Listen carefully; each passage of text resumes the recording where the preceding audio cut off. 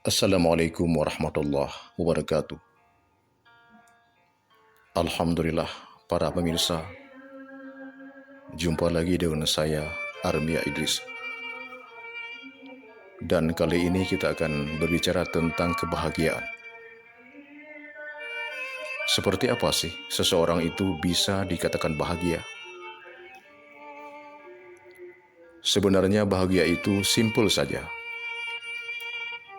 Tapi kalau tidak tahu caranya, sangat sulit untuk kita dapatkan.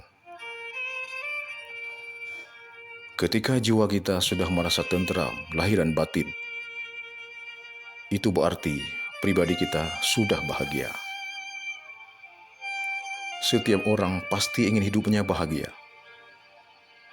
Bahagia lahir dan juga bahagia batin.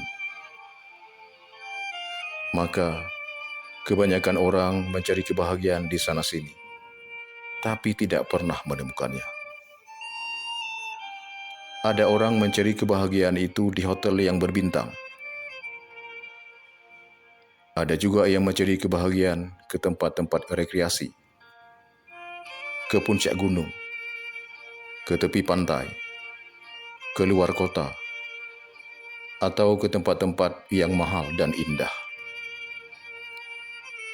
Bahkan ada juga yang mencari kebahagiaan harus pergi ke luar negeri, namun tidak juga menemukannya. Paling yang dia temukan itu hanya kesenangan semu, bukan kebahagiaan. Lalu di mana bedanya antara kesenangan dan kebahagiaan? Kesenangan itu bersifat sementara. Misalnya, kita baru saja membeli mobil baru. Tentu hati kita pasti sangat senang. Tapi kesenangan itu tidak bertahan lama. Paling 1 minggu atau 1 bulan paling lama. Setelah itu sudah jadi biasa. Itu salah satu contoh kesenangan. Jadi, apapun kesenangan itu sifatnya hanya sementara atau tidak bertahan lama. Nah, berbeda dengan kebahagiaan. Kebahagiaan itu bisa bertahan lama di dalam diri kita. Mungkin semua kita masih terbayang saat kita masih kecil dulu, berkumpul dengan orang-orang yang kita cintai, berkumpul dengan orang tua kita dan juga saudara-saudara kita. Betapa bahagianya kita pada saat itu. Sampai sekarang kita masih merasakannya dan mengingatnya. Itu salah satu contoh kebahagiaan yang bertahan lama. Tapi kebanyakan manusia sering salah cara dalam menemukan kebahagiaan. Padahal kebahagiaan itu bukan dicari.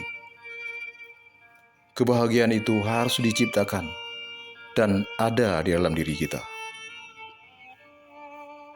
Lalu bagaimana kuncinya atau cara menemukannya? Karena kita bukan lagi anak kecil, maka ciptakanlah kebahagiaan itu dengan kebiasaan memberi, memberikan manfaat kepada orang lain. Memberi itu salah satu amalan yang paling baik dan sangat dicintai oleh Allah Subhanahu wa Ta'ala.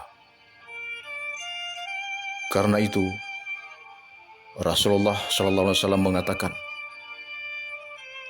Al-yadul ulya khairum minal yadis sufla. Tangan yang di atas lebih baik daripada tangan yang di bawah. Ketika kita memberi sesuatu kepada orang lain atau membantunya dengan ikhlas, jiwa kita akan merasa tenang, damai, dan tentram. Disitulah benih kebahagiaan itu muncul. Itu salah satu cara agar jiwa kita bisa bahagia. Memang kebahagiaan itu hal yang abstrak. Bahagia itu tidak bisa digambarkan. Tapi sungguh, kebahagiaan itu bisa kita rasakan manakala kita bisa memberi manfaat kepada orang lain.